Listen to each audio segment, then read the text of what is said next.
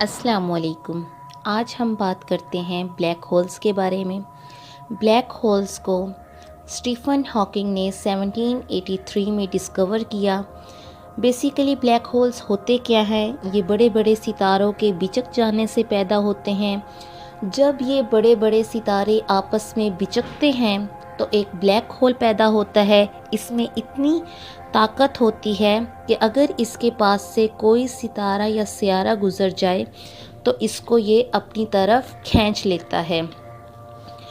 Black hole कायनात में मौजूद बड़े बड़े सुराख हैं।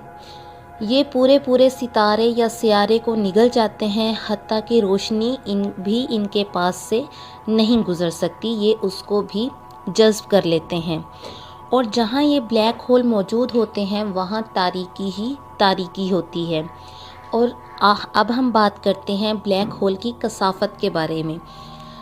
इसकी कसाफत इतनी ज़्यादा है कि फ़र्ज़ करें ज़मीन को चारों तरफ से दबा दबा कर इतना छोटा कर दिया जाए कि उसका साइज़ गुल्फ की गेंद के बराबर हो जाए, तो इस हालत में जो ज़मीन की कसाफत होगी वही इस ब्लैक होल की कसाफत होगी।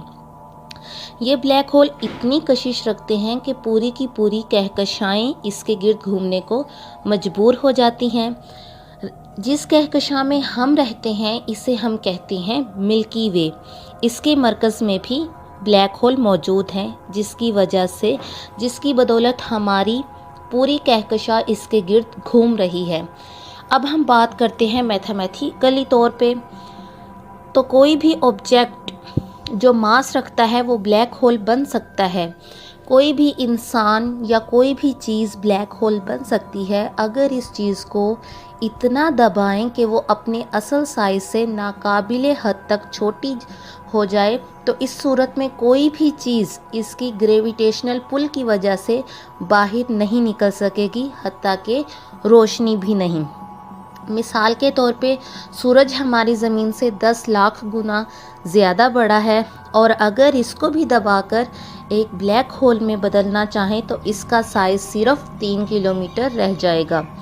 इसके अलावा एक ब्लैक होल के वजूद में आप आने के बाद इसका साइज़ इसके आसपास मौजूद सितारों, सियारों, गैस के बादलों और डस्ट को निगलकर और भी बढ़ जाता है।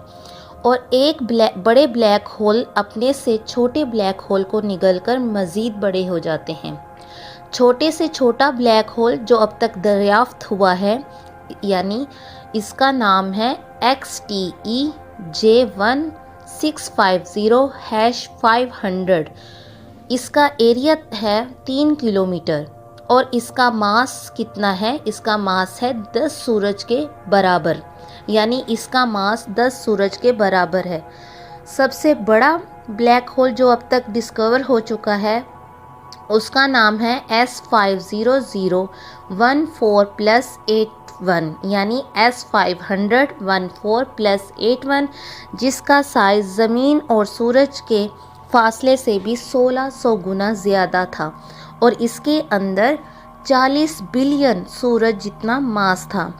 इस ब्लैक होल से अगर गुज़रना भी हो किसी चीज़ को तो उसको रोशनी किसी रफ्तार से गुज़रना होगा, जो कि इम्पॉसिबल है, यानी किसी भी सूरत मुमकिन नहीं।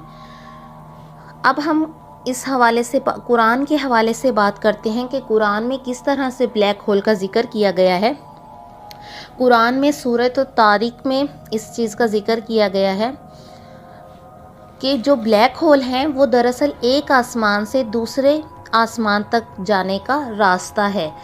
रास्ता अरबी ज़ुबान में तारीक को कहते हैं और ये लफ्ज़ तारिक से निकला है। सूरह तारिक आयत नंबर 1 से 3 में अल्लाह ताला फरमाते हैं, और मुझे आसमान और तारिक की कसम, और तुम्हें क्या मालूम तारिक क्या है और ये सितारा साकिब क्या है। साकिब का मतलब होता है आर पार सुराख या दूध की धार की मानिद रोशनी को भी साकिब कहते हैं, जो अंधेरे में भी सुराख करती दूर तक निकल जाती है। अब सितारा साकिब आज के दौर में साइंस ने इसको दरियाफ्त किया है ब्लैक होल, यानी ब्लैक होल का 1400 साल पहले अल्लाह ताला ने कुरान पाक में बता दिया था। अब एक और जगह अल्लाह ताला फरमाते हैं सूरह वाक़िया में आयत नंबर 75 से 77 में अल्लाह ताला फरमाते हैं, और मुझे कसम है उन जगहों की जहाँ सितारे डूबते हैं, और तुम जान सकते हो भला कि ये कितनी बड़ी कसम है। और ये कौन सी जगह है जहाँ सितारे डूबते हैं? यानी ये वही जगह बताई गई है जहाँ सितारे डूबते हैं, जिसे हम ब्लैक होल कहते हैं, जो आज साइंस ने डिस्कवर किया है।